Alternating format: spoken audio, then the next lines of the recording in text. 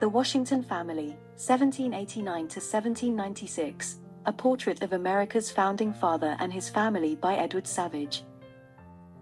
Edward Savage was an American painter, engraver, and miniaturist who was active in the late 18th and early 19th centuries.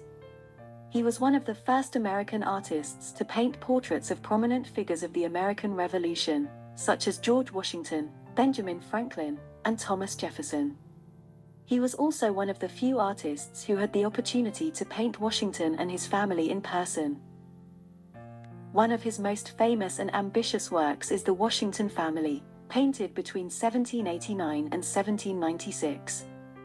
The painting depicts George Washington, the first President of the United States, with his wife Martha Washington, and her two grandchildren, George Washington Polk Custis and Eleanor Polk Custis, who were adopted by the Washingtons after their father's death. The painting also includes Christopher Shields, an enslaved attendant to the president, who stands in the shadows behind the family. The painting is a masterpiece of composition, color, and symbolism. Savage uses a horizontal format to create a spacious and balanced scene, as well as to emphasize the width and importance of the family. The painting is divided into two halves by a vertical line formed by the table and the globe, creating a contrast between the domestic and the public spheres. The left half shows the family in a relaxed and intimate pose, while the right half shows the president in a formal and authoritative pose.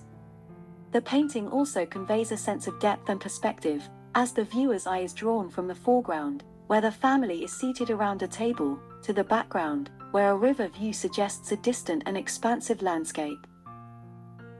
The painting is rich in color and detail, creating a vivid and realistic impression.